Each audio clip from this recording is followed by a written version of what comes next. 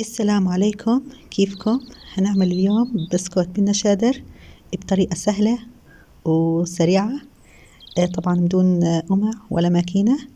والبسكوت بتطلع معنا بتقرمش وطعمها أروع من الرائع ولونها حلو ذهبي. وقبل ما نبلش الفيديو لا تنسي تدعميني باللايك والاشتراك بالقناة، وبشكركم كتير. عندنا هنا أول إشي هنجيب كاستين سمنة على درجة حرارة المطبخ، هنحطها بوعاء. زي ما انت شايفة السمنة مرملة، بدنا اياها تكون بهاي النتيجة لحتى تسهل معنا ذوبان السكر. عندنا هنا كاستين سكر بودرة ناعم كتير، وطبعا لازم نخله لحتى نتأكد من نعومته. هنضرب السكر مع السمنة لحتى يدوب مع بعض، وبأي إشي بنضربه بخلاط، بعجانة، بمضرب يدوي، بمضرب كهرباء، حتى بالإيد، كله ماشي بأي إشي لحتى نحصل على هاي النتيجة. بدنا إياه يكون كريمي ولونه فاتح زي هذا الشكل.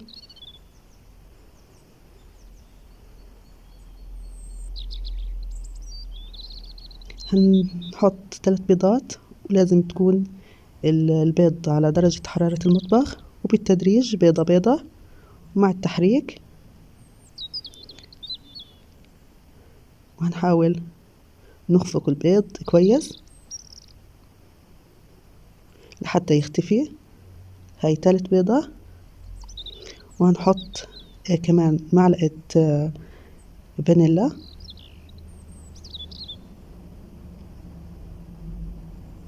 وهنضرب.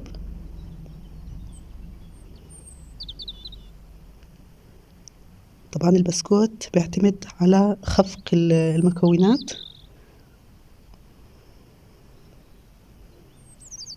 بدنا هاي النتيجة. هون عندي كاسة حليب، طبعا تكون دافية. هنحط عليها نص معلقة بيكنج باودر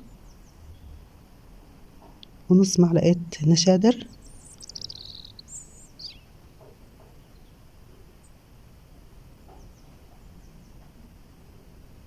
بنقلبهم زي ما انتم شايفين. عمل تفاعل. هنحرك كويس لحتى يدوب كله مع بعض، ونتأكد كله داب مع بعض.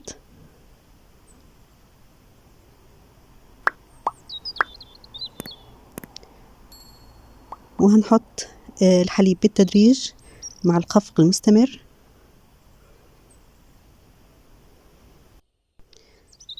طبعا أنا عملت البسكوت بالمضرب اليدوي لحتى أوريكي إنه لو ما في عندك عجانة ولا مضرب كهرباء تقدري تعمليه بالمضرب اليدوي أو كمان بإيدك. والحليب لازم يتحط بالتدريج.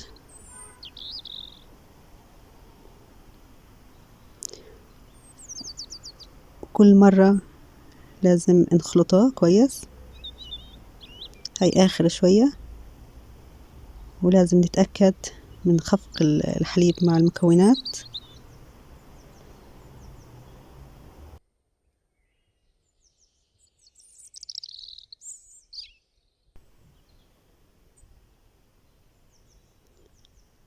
هنخفق كل المكونات لحتى نحصل على هاي النتيجة.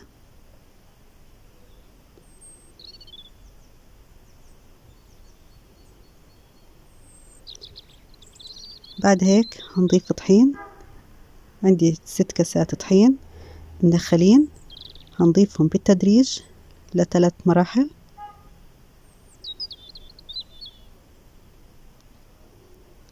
ونحاول نحرك بهذا الشكل.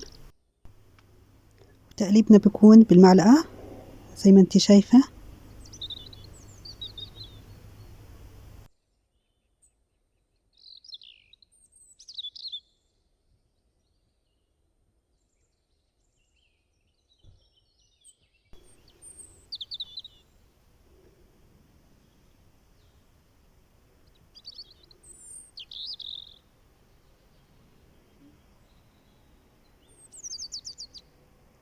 هنحط كمان مرة طحين.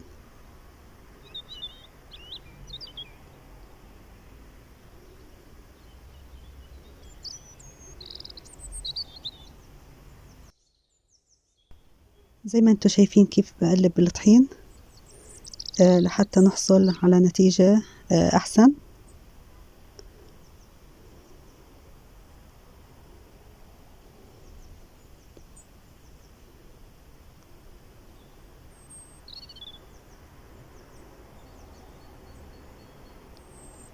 هنا هنحط الكمية الأخيرة باقي الطحين.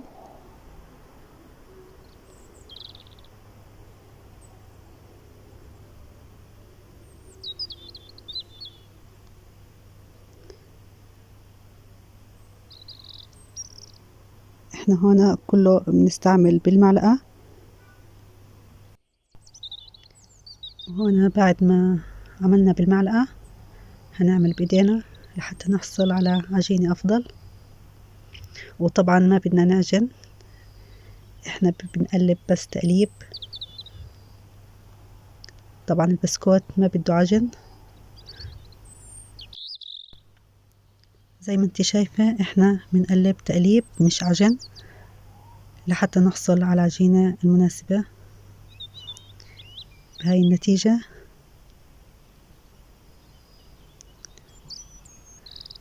البسكوت ما بده عجن، بده تقليب مثل هذا الشكل.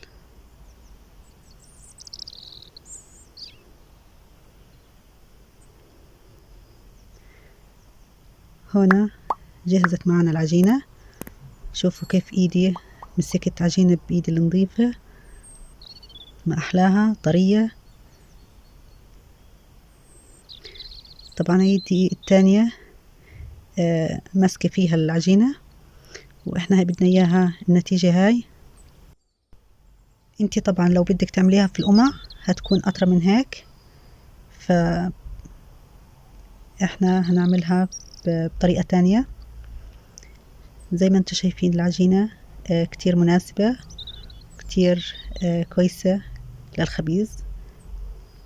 احنا هنسيبها ترتاح لمدة 10 دقايق، مش اكتر من هيك. وبعد هيك بنرجع لكم. هيك جهزت العجين عشان نشكلها للبسكوت.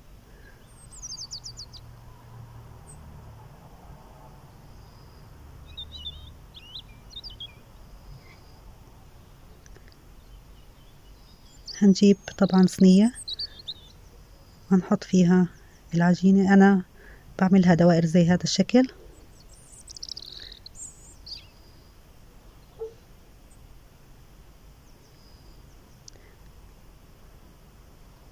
وعندي هذا المكبس تبع البسكوت أو الكعك، فأنا بفضل أعمل فيه. طبعا راعي إنه تكون العجينة مش كبيرة لحتى تكون رقيقة معاكي مثل هذا الشكل. بنكبس بالمكبس لحتى تطلع الشكل الحلو هذا. وبعد ما خلصنا هنحطه بالفرن على درجة حرارة 200 على الرف الوسطاني لحتى يحمر، وكمان نعطيها تحميرة من فوق لحتى يعطينا هذا اللون الحلو، مع طبعا التقليب بالفرن لحتى ما يحترق معك البسكوت.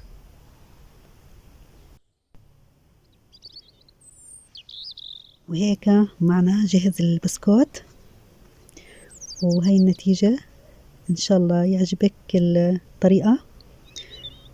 زي ما انت شايفة البسكوت لونها ذهبي وحلو، وكمان مقرمشة، وعن جد طعمها روعة. وبتمنى يعجبكم، وإذا عجبكم لا تنسوا تدعموني باللايك والاشتراك بالقناة. وشكرا لكم كتير، وإن شاء الله صحتين وعافية.